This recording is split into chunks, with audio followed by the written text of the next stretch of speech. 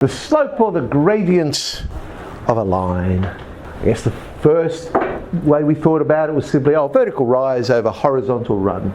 Here's a line, you could work that out. How far across has it gone? How far up has it gone?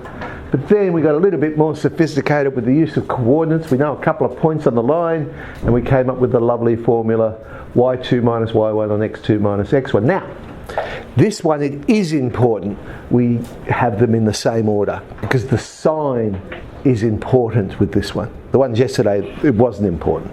But this one, it definitely is because a negative slope is different to a positive slope. For our one, I've gone 5 minus 1 and then 5 minus 2.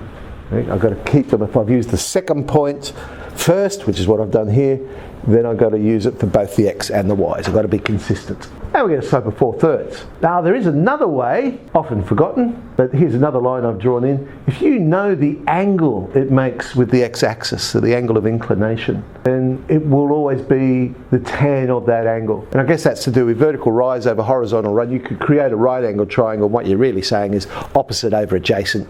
There's your tan ratio. It has to be to the positive x-axis because that way, when it is a negative slope, you end up with an obtuse angle, and of course the tan of an obtuse angle is negative. You need to go to the positive x-axis there for the angle of inclination. And so for this one, well, it'd be the tan of 120, so minus the square root of 3. We could therefore work out the angle of the red one as well, because we worked out the slope was 4/3. So whatever the inverse tan of 4/3 is, it's approximately 53 degrees. So what do we know? We know parallel lines must have the same slope. They've got to be going in the same direction. So we have this lovely statement, and of course if has not been misspelt there. Okay, that is if, which means if and only if. Basically means you can read the theorem in both directions. It's true and its converse is true as well. So two lines are parallel if they have the same slope, but it's also true to say that if they have the same slope, then they're parallel. You can read it both ways. Basically we're saying slope 1 equals slope 2. For perpendicular, their slopes are the negative inverse of each other. Or another way of saying that is they multiply together to give -1. Alright, let's have a look at this little question. We've got 4 points, but in the fourth point we don't know the x-coordinate. But we want to pick the points such that the lines are going to be parallel. Well, we know they're parallel if they have the same slope, so let's find the slopes. The slope of AB is 2. Therefore, the slope of CD must also be 2. Just a little equation to solve. Remember, when you're doing your solution, explain why you're doing things. Why did you make them equal? Well, I made them equal because I know that if they're parallel, then the slopes are going to be the same. So I explain that, which means A must be 4. However, if they were perpendicular, then I'd say, well, hang on, if they're perpendicular, I know their slopes are going to multiply together to give -1. And I'd solve that one. And A is -1. For that particular one. This one I am going to draw it up. So we've been given 3 vertices of a parallelogram. Find the coordinates of D.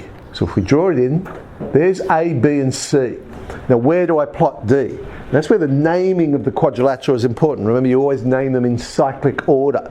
So if I've gone A, B, C, and we're talking about a parallelogram, D must be over here somewhere. So there's AB, there's BC, so D's here somewhere. We want to work out its coordinates. There's long ways of doing it and there's quick ways of doing it. I mean, theoretically, you could find the equation of these lines and work out the point of intersection and so on. Very time consuming. But if we just use the idea that opposite sides are parallel, it's quite quick. Because basically what we're saying then is, well, the horizontal run over the vertical rise is the same. So in other words, to get from B to A, I've gone across 3 and down 5. Therefore, to get from C to D, I must go across 3 and down 5. There's my coordinates. There must be 0, -10. That's a heck of a lot quicker than finding all those equations and things like that. So use the geometry of the problem. So similar to what we talked about yesterday. Use the geometry to the advantage.